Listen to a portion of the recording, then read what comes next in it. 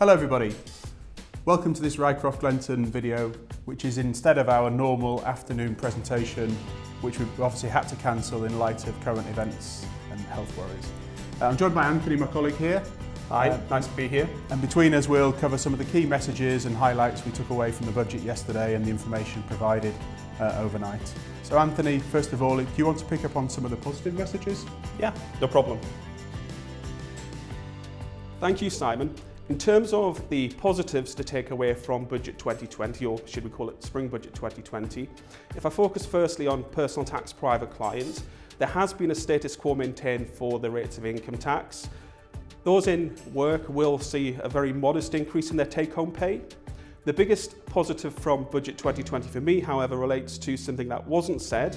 I was fully expecting wide-scale reform to capital taxes, including capital gains tax being more closely aligned with the rates of income tax, and also very far-reaching reforms to inheritance tax on the back of recommendations made by the Office of Tax Simplification, the IPPR and a cross-party working committee. Thereafter, there have been some small-scale changes to the R&D regime, which will benefit those in the food industry particularly. There will be some additional support for agriculture with investment to promote our British produce overseas.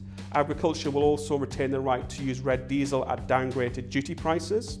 There's an extension of first-year allowances on electric vehicles, which will make them exceptionally tax efficient going forward until 2025. Jumping back to personal tax, we've also had a relaxation on the annual allowance pension tax charge rules, seeing the threshold income and adjusted income definitions increased by £90,000 each, taking about 95% of affected individuals out of the scope of tax and leaving only those with incomes in excess of £300,000 negatively affected. We did see some challenging comments in Budget 2020, as to which let me pass you back to Simon, who will talk through these in further detail. So now turning to some of the more challenging aspects of the budget.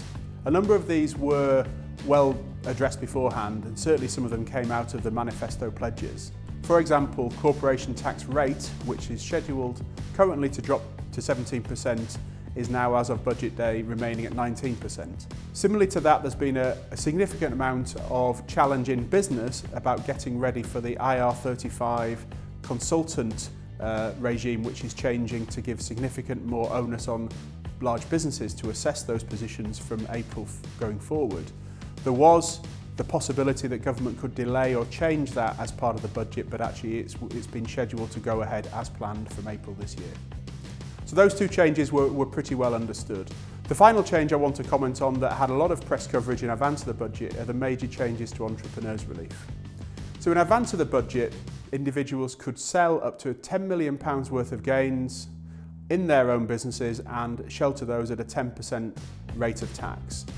From budget day onwards, that lifetime allowance is now reduced just to £1 million, so a significant change to business owners. As well as this, HMRC and Treasury have had a good look at people trying to implement planning to create the ability to lock in entrepreneurs' relief in some sort of flexible manner. So what we call anti-forestalling measures were introduced on budget day as well, so many people that think they may have created some flexibility might have to look very hard at those plans and see if they are actually effective.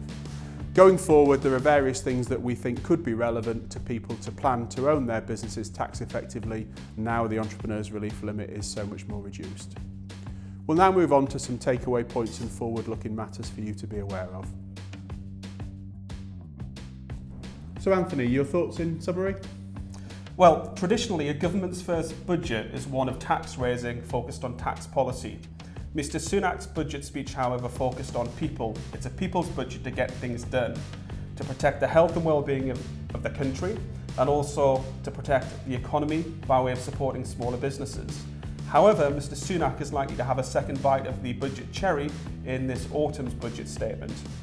And I guess it's probably fair to say in that second budget of a cycle, and as we're currently in the cycle, we would probably expect more tax raising and tax policy measures to come through in that autumn budget, November, whenever it might be. And obviously depending on the climate and the economic position, there might well be some more fundamental tax raising powers brought about through that. And as you said earlier, I assume that the capital taxes is one area that we need to keep a focus on? It is, yes. I'd very, very heavily recommend to all of our clients that they consider the inheritance tax implications of the loss of APR, BPR, and also work with us on the capital gains tax entrepreneurs relief restriction that we're going to face in the future.